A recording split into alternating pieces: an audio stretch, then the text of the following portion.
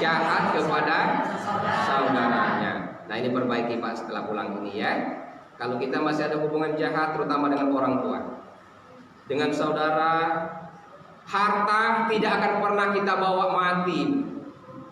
Kebahagiaan yang hakiki itu adalah ketika kita ingat kepada Allah, ketentraman batin itu timbul dalam jiwa kita.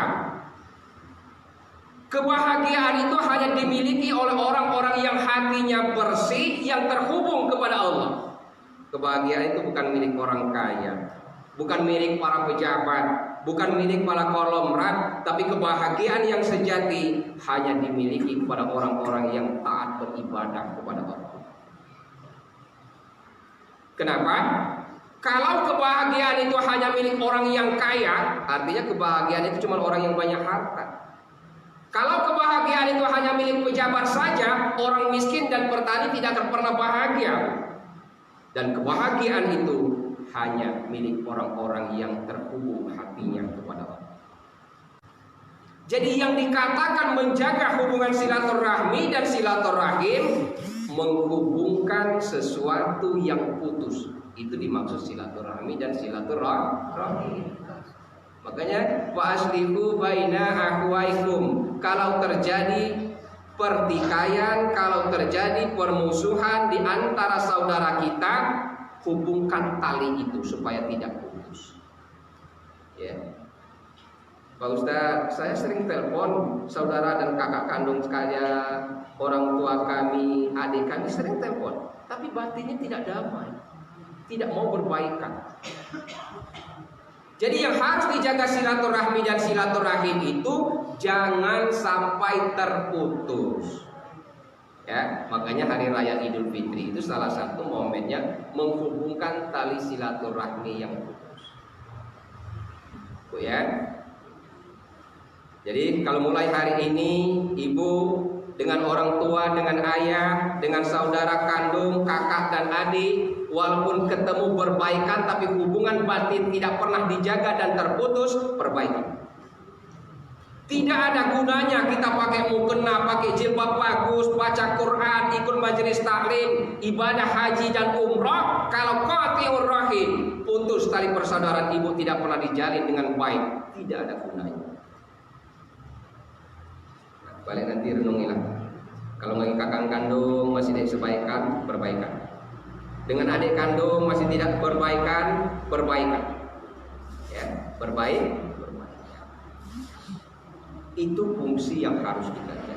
Makanya kata Nabi seperti ini, Pak.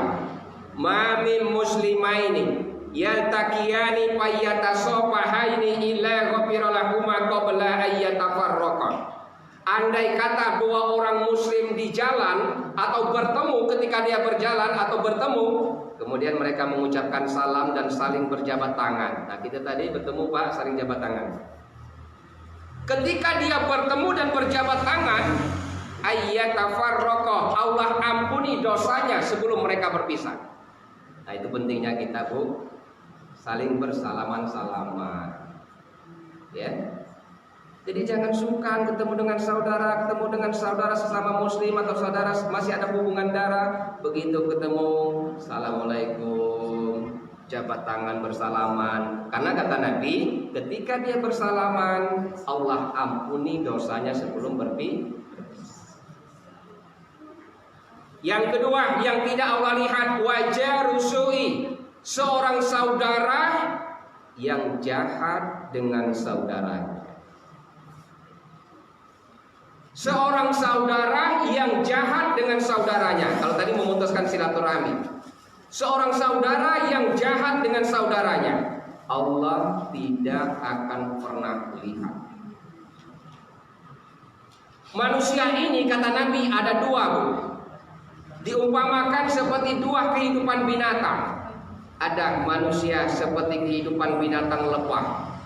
Ada manusia itu seperti kehidupan binatang lalat. Binatang apa, Bu? Satunya binatang lebah. Ada lebah, ada lalat. Manusia, terutama ibu-ibu, ada lebah, ada lalat. Manusia seperti lebah, kata Nabi. Lihat lebah, kalau terbang dari sarang selalu mampir di tempat-tempat yang wangi, yang bersih. di bunga, ambil saripatinya, dibawa ke rumah jadi madu, bisa menjadi obat bagi kehidupan manusia. Itu simbol orang yang baik. Ada manusia itu seperti binatang lalat, kata Nabi. Siapa mereka? Ini mampir ke sini di tempat kotor, mampir ke sini ke tempat yang kotor, mampir ke makanan jadi penyakit. Nah ini ingat-ingat Bu. Mampir ke sini ceripit, mampir ke warung ini yang seharusnya 5 menit setengah jam ceripit kodai. Itu di Palembang, kalau di Tanjung Agung salah itu. Ya. Kalau belanja ke warung yang seharusnya 5 menit bisa setengah jam, ngerumpi dulu bahasa orang Palembang. Tugas seorang istri itu berat, mulai dari terbenam matahari sampai terbenam mata suami. Berat. Nah ya, 2 kesalahan besar yang tidak pernah Allah lihat. Pertama tadi, orang yang jahat kepada saudaranya. Seorang saudara yang memutuskan tali silaturahmi. Ini yang tidak pernah Allah lihat. Yang kedua, seorang anak yang tidak berbuat baik, berbakti kepada ayah dan ibu. Ayat apakah yang menjelaskan perintah agar seorang hamba berbakti, berbuat baik kepada ibu dan bapak? Satu saja. Salah ayat 12 sama 16. Surat Al-Luqman. maju Bu. Ya. Ini kayaknya baju seragam pagar alam. Ya Bu ya. Bukan.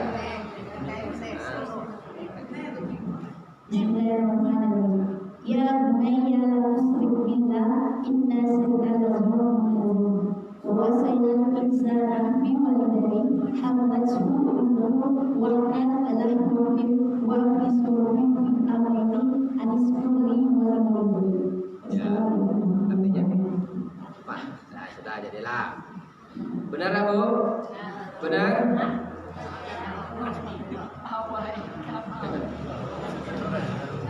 Ya. Satu lagi. Selain dari surat Luqman 14 dan 15, surat apa lagi dan ayat keberapa? Ya, tadi lagi catat. Selain surat Luqman, ya itu surat surat apa Bu? Al-Isra ayat 23. Apa enggak? Betul enggak? Nah, maju. Satu lagi. Siapa yang hafal surat Al-Isra ayat 23? Ayo satu dusun satu. Ya. Ayo satu dusun. Siapa yang hafal Al-Isra ayat 23? Nah, kalau hafal atau hadis Nabi. Siapa yang hafal salah satu hadis Nabi yang berkaitan dengan berbakti pada orang tua? Ada tak Bu? Ayo angkat tangan.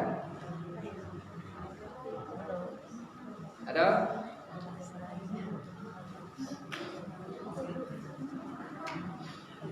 Dapat tinggal dalam bacaman dua ini.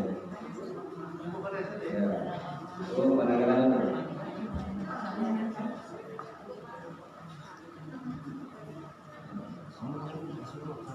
Ayo, harus paling mudah. Soal yang paling mudah. Tapi kalau terbalik salah. Dengarkan baik-baik, siapa yang cepat angkat tangan. Sebutkan rukun Islam. Sini. Kalau terbalik salah.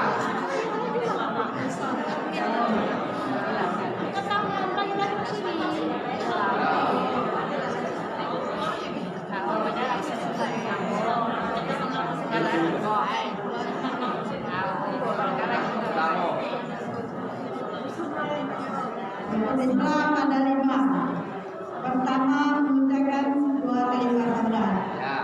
2, sembahyang 5 waktu. Ya.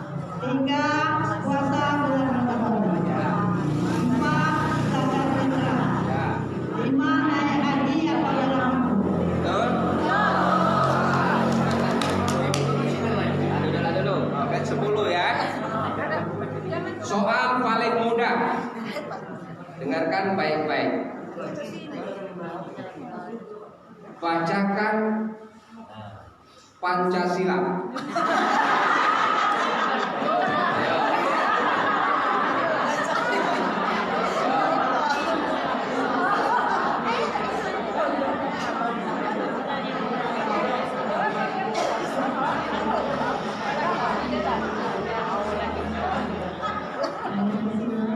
Satu, ketuhanan yang Maha Esa. Dua, kemanusiaan yang adil dan beradab. Tiga, persatuan Indonesia. Empat, kerakyatan yang dipimpin oleh hikmat kebijaksanaan dalam perwakilan lima, keadilan sosial bagi seluruh rakyat Indonesia.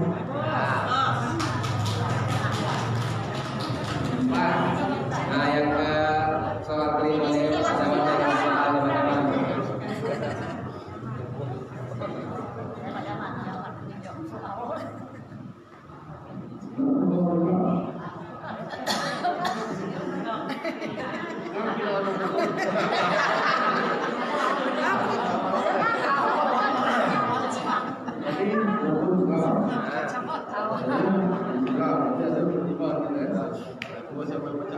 Rokok Liman. Yo, baju Rokok Liman. Rokok Liman.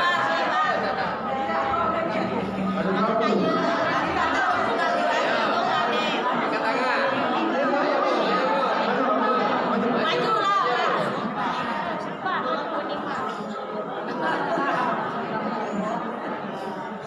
Nah, sebutkan. Kalau terbalik saat ini lah.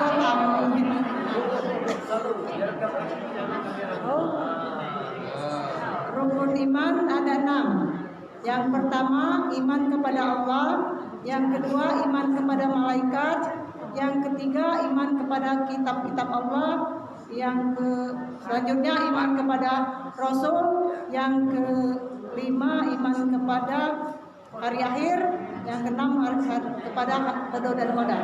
Benar?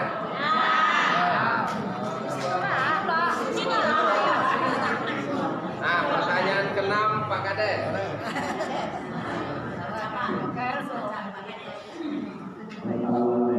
Jadi siapa nama Menteri Agama Indonesia? Nah, kalau diusul apa namanya jabatan yang membidangi bidang agama? Ya.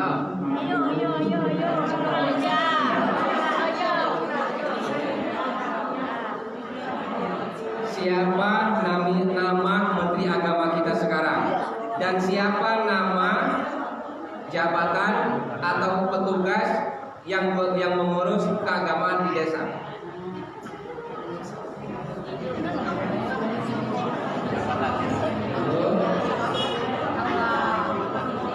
Apa? Desa mana? Desa Tanjung ya? Yang di desa Tanjung pejabat di desa yang ngurus agama.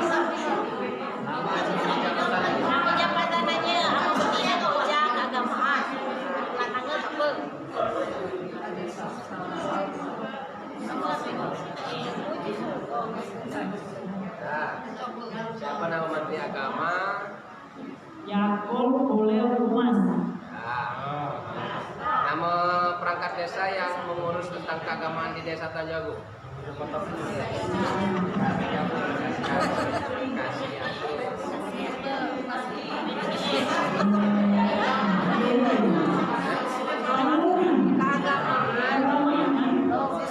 Bidang keagamaan kasih apa? Kasih apa? Kasih pembangunan.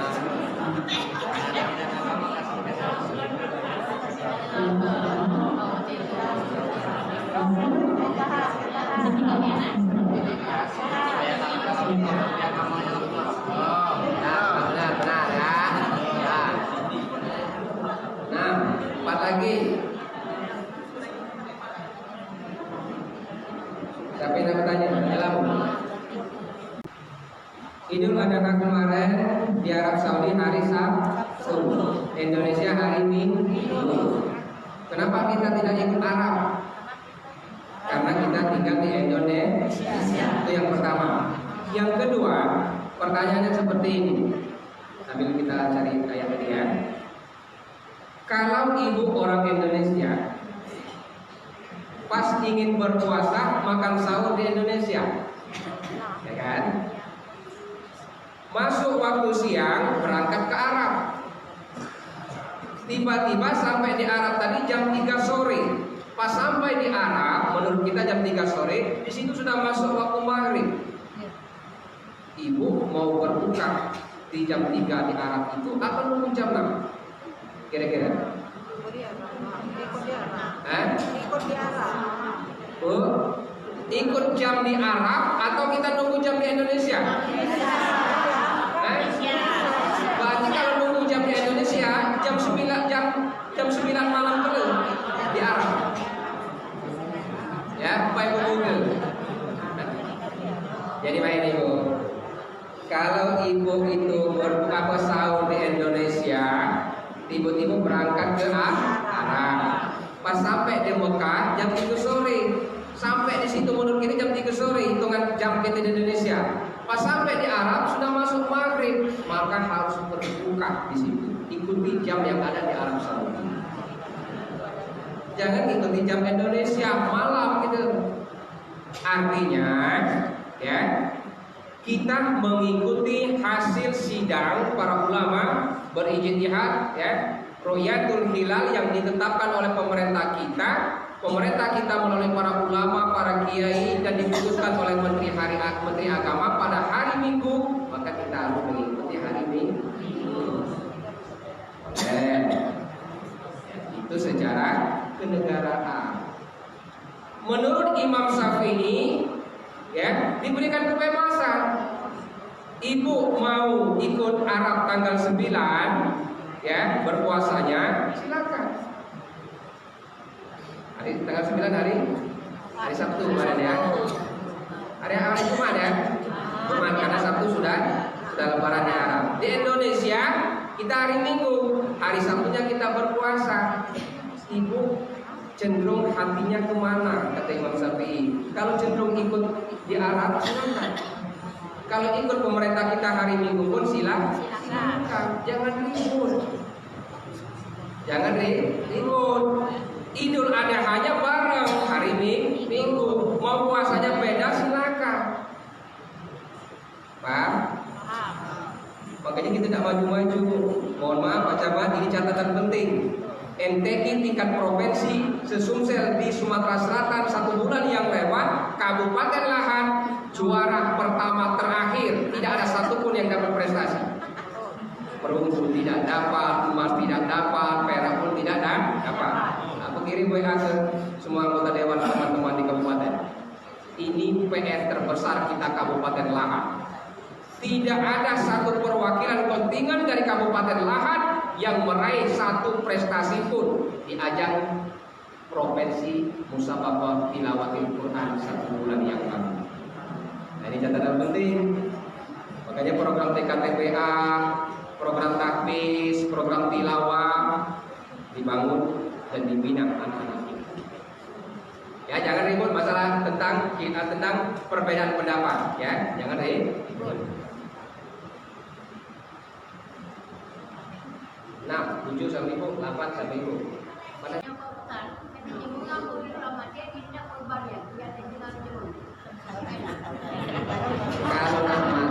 Kalau lamate, pada kata boleh tak keluarga yang masih hidup mengorbankan? Ya, itu dalam konteks kita berbuat baik kepada orang tua yang telah meninggal. Maksudnya konsep sedekah itu, konsep infak atau sedekah, kadang-kadang kita ini cuma menerjemahkan dalam bentuk harta dan uang saja. Tidak. Kalau infak dan sedekah itu hanya terletak pada harta, artinya cuma orang kaya yang bisa bersedekah. Bersedekah itu atau berinfak itu, kalau kita orang miskin, kalau tidak punya harta kan tidak bisa. Dalam Islam diatur, makanya senyum pun adalah sedekah. Contoh misalnya, ya Allah, aku baca surat Ar-Rahman, hadiahkan untuk orang tua yang telah meninggal. Itu pun adalah bentuk infak dan sedekah kita kepada orang tua yang telah meninggal. Tidak mesti harus punya harta. Tadi ibu korbankan untuk orang tua atau saudara yang telah meninggal, itu bentuk ketaatan dan berbakti kepada kita sebagai seorang anak kepada orang tua ataupun saudara yang telah meninggal. Tidak jadi masalah, akan sampai. Kalau kata jemaah kita tunggu dulu akan menjadi kendaraan dia di hari kiamat. Boleh Bu ya? Boleh. Cukup? Dah, cukup. Mana infak di atas namakan dengan orang yang sudah meninggal. Ada yang mengungkap katanya pahalanya didapat dengan meninggal, pahalanya dapat dengan orang yang memberikan infak itu. Mana yang benar? Untuk tergantung niat. Kalau kita berinfak atau bersedekah tadi niatnya untuk orang yang telah meninggal, artinya untuk yang meninggal. Nah, bagi kita yang berbuat baik, ya, Ali Imran ayat 30 ke bawah. Allazina yunfikuna fisyarra'i wad-dharra. Orang yang berinfak baik dalam kondisi lapang ataupun dalam kondisi sempit juga bernilai kebaikan. Innallaha yuhibbul muhsinin. Allah sangat menyukai orang-orang yang berbuat kebaikan. Nah, artinya ibu yang melakukan infak untuk orang yang telah meninggal, ibu telah melakukan beramal kebaikan. Dan niatnya untuk orang yang telah meninggal juga akan sampai kepada yang kita hadiahkan. Ya, dua-duanya dapat. Ibu dapat nilai kebaikan. Innallaha yuhibbul muhsinin. Allah menyukai orang-orang yang berbuat kebaikan. Niatnya tadi untuk orang yang telah meninggal pun akan sampai. Ya. Cukup ya? Itu baca Ali Imran kurang lebih ayat 132. Ya, ayat 132.